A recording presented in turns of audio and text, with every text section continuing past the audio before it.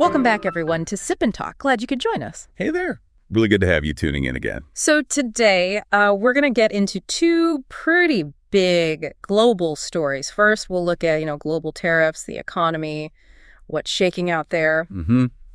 And then part two, we're diving into this really kind of wild international story.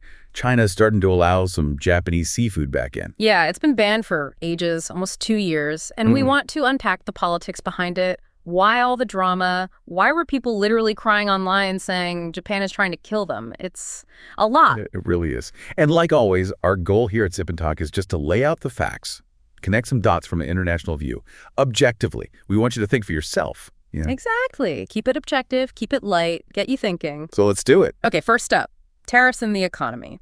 That July 9th deadline for the Trump administration's tariff talks. It's been creating some buzz, hasn't it? Oh, definitely. Lots of anticipation. And Bloomberg reported that, they actually hammered out some preliminary deals with countries like Taiwan. Right. And the idea is, if you're seen as a, quote, good faith negotiator, like Taiwan might be, you could keep a lower tariff, maybe around 10%, which is, pretty good compared to others possibly jumping back to 15 or 20%. That's a serious competitive edge if your goods cost less because of lower tariffs. And we've seen this tactic work already. Look at Canada. Oh, yeah, Canada. They just recently backed off their digital services tax. Exactly. Pulled it right back. Yeah. And most folks see that as them basically saying, okay, let's talk trade with the U.S. again. It shows these tariffs aren't just like taxes. They're leverage. Pure negotiation tools. We'll squeeze here, but hey, let's chat if you play ball. It's classic strategic pressure. And while this tariff stuff is going on, there's another interesting economic twist happening. Yeah. So U.S. dollar's been weakening a bit. Which sounds bad, maybe. But actually, for some big U.S. tech companies, it's kind of a bonus, a big one. Yeah, it's counterintuitive. But think about companies like Apple or Meta. A huge chunk of their money, like over half, comes from outside the U.S. Okay, so they earn money in euros or yen or whatever. Right. And when they bring that money back home, convert it into dollars if the dollar is weaker. Each euro or yen buys more dollars, so their revenue numbers look bigger. Precisely. It inflates their reported profits just from the currency exchange. It's not a small thing either. Yeah. Apple, for example, their profit forecast got boosted by at least 8 percentage points just from currency effects alone. Wow. 8% just from exchange rates. That's significant. It really is. It shows how global these companies are. So looking at those big tech names, the Magnificent Seven, Apple, Microsoft, Google, Amazon, NVIDIA, Meta, Tesla, you'd think maybe they all moved together, right? But it's not quite that simple. Not at all. There's actually quite a bit going on under the surface. Okay. Like TSMC, the big chip maker, their stock actually dipped because the new Taiwan dollar weakened sharply. Okay, so currency swings cutting both ways and within the seven. Well, Apple and Tesla, they're more hardware focused, right? Well, phones, cars, so they've been dealing with, inventory cycles, maybe slower growth than expected. Right. Apple and phones, Tesla and EVs. Plus, Tesla got hit when those EV tax credits ended early in the U.S. Yep. Then you've got Google, their bread and butter, search, is feeling the heat from all the AI competition popping up. Definitely getting crowded there. But Meta's looking pretty good for Q2, actually. Again, that overseas revenue over 65% getting boosted by the weak dollar. And they're hiring AI people like crazy, even poaching from places like OpenAI. Interesting. And Microsoft is sticking tight with OpenAI, right? Providing the cloud power, integrating the tech. That seems like a solid AI position. Very solid. They're deeply embedded. And Amazon. They just keep chugging along with that flywheel, Prime, third-party sellers, AWS cloud. It makes them pretty stable, even with all the AI disruption. Consistent cash flow? Okay, but who's really killing it? Oracle and NVIDIA. Oh. Oracle landed some monster cloud deals. One deal alone could bring in over $30 billion a year starting in 2028. Huge. Their stock jumped massively. $30 billion a year from one deal. Okay, wow. And NVIDIA? NVIDIA's Q2 was just bonkers. Abnormally excellent is how some put it. They even briefly hit a $4 trillion market cap. $4 trillion? Good grief. Why? Just AI chips? Pretty much. The demand is just off the charts. And part of it is the big cloud companies, Amazon, Microsoft, Google, they're trying to build their own AI chips, but it's going slower than expected. So they still need NVIDIA's stuff badly. So even the giants have different stories playing out. It really shows you market moves aren't just about the raw economic numbers, are they? Not at all. It's so much about narratives, feelings, expectations about the future. It's Yeah, it's complex. You always got to look deeper than the headlines. Definitely. Okay, let's pivot from markets to, seafood, specifically the China-Japan seafood situation. This is quite a tale. It really is. So the big news dropped around June 29, 30th, 2025. Yeah. China said, okay, we're partially lifting the ban on Japanese seafood that's been in place for almost 2 years. Partially, right. So what gets in now? Things like scallops, sea cucumbers, but only from some Japanese regions. Here's the kicker. 10 prefectures, including Fukushima itself, but also Tokyo, Chiba, major areas. They are still totally banned. Still banned, okay. And even for the allowed stuff, there are hoops to jump through. Oh, yeah. Strict health certificates, radiation tests, proof of origin.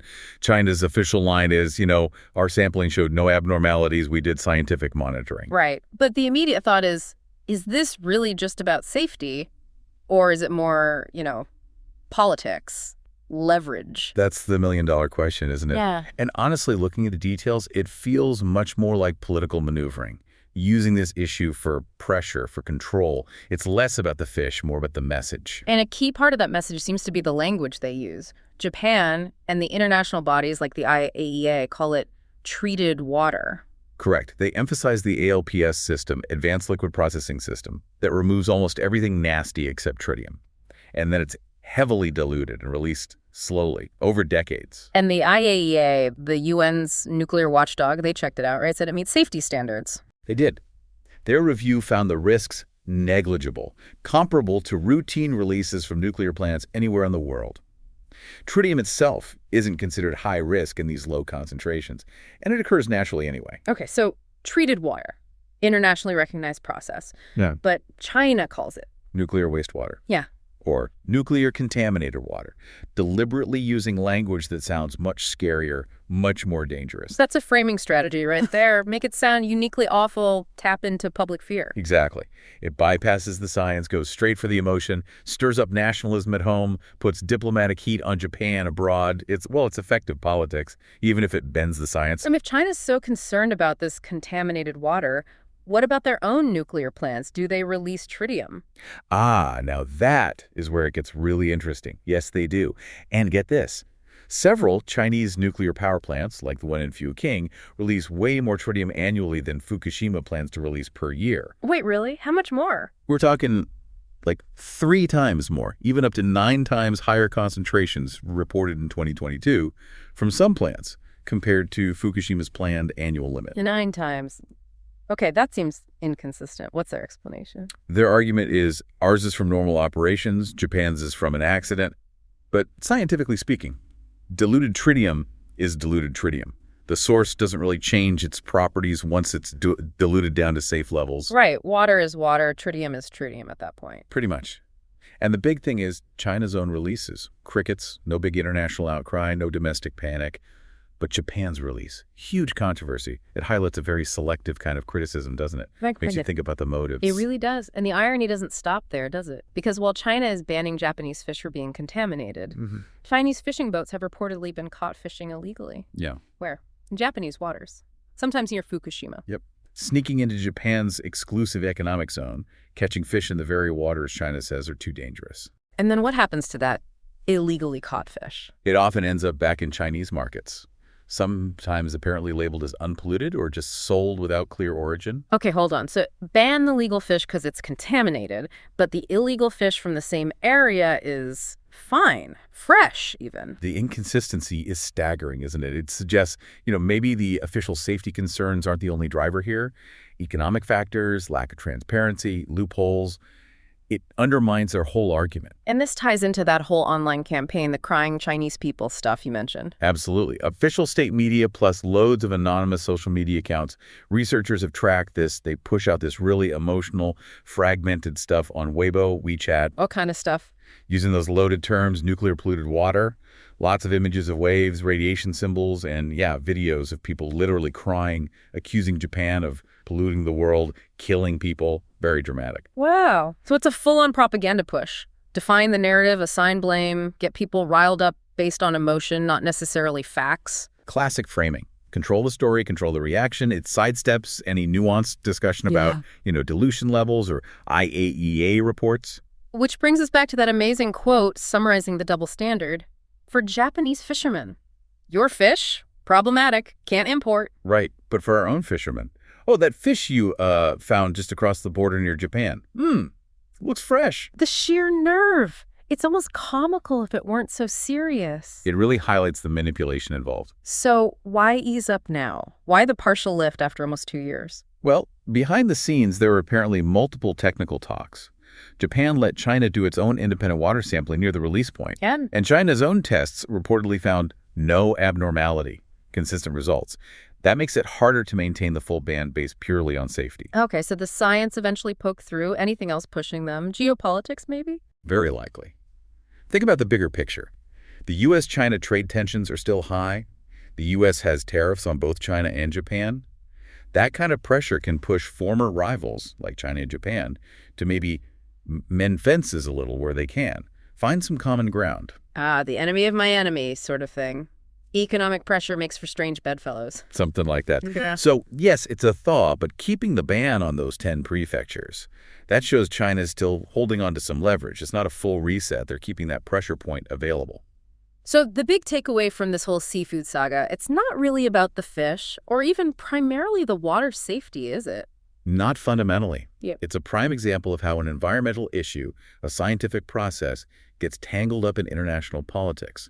It becomes a tool, a pawn, used to shape public opinion, exert diplomatic pressure, and achieve strategic goals. Fascinating stuff. And a good reminder, like you said, to always look past the headlines, question the narrative. Absolutely. Always dig a little deeper, think critically. That's what we try to encourage here. Your own informed perspective is key. Totally agree. And hey, if you enjoyed this, make sure you subscribe to Sip and Talk. Wherever you get your podcasts, give us a follow, maybe leave a review. It helps. Yeah, please do. And also give a shout out to our friend Mickey's YouTube channel, Mickytolife. He does all sorts of fun stuff, memes, music reviews, wine tasting, travel vlogs. Check him out. Seriously, Mickey's great. And hey, Mickey, and all of you listening, got any ideas for us? What's new, what's interesting out there that we should tackle next time on Sip and Talk? Yeah, send us your suggestions. We love hearing what you're curious about. It really helps us figure out what to explore. And just one final reminder, as always, our stance here is objective. No bashing, no taking sides. We just want to present the information, spark some discussion, and let you make up your own mind. That's the goal. So until next time, keep questioning, stay curious, and keep sipping on that knowledge.